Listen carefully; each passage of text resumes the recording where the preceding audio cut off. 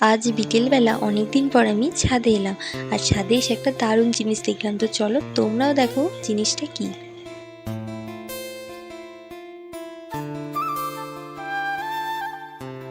এই যে এইটা হচ্ছে সেই জিনিসটা।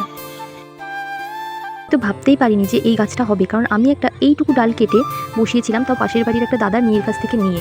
তারপরে তো এই প্রথম এই ডালটা বেরিয়েছিল, তারপরে মনে হয় ওইটা, তারপরে এটা তো বেরিয়েছে, এটা রিসেন্ট বেরিয়েছিল। তারপরে এইটা আর বাড়ছে না, কেন জানি না কী হয়েছে, বাড়া বন্ধ হয়ে গেছে। কিন্তু এইটা গ্রোথ হচ্ছে, আর এটা তো হচ্ছেই, এটা নতুন ডাল, এটা গ্রোথ হচ্ছে। আর তারপর থেকে আমি বেশ কয়েকদিন ছাদে আসিনি, আজকে এসে দেখছি ও বাবা আর একটা ডাল বেরিয়েছে। দেখা যাক অবশেষে কী হয়, আদৌ কি ফল হবে কি হবে না আমি জানি না, তবে আমি খুবই গাছ বসাতে ভালোবাসি, সেই জন্য বসিয়েছি একটা, দেখা যাক কী হয়।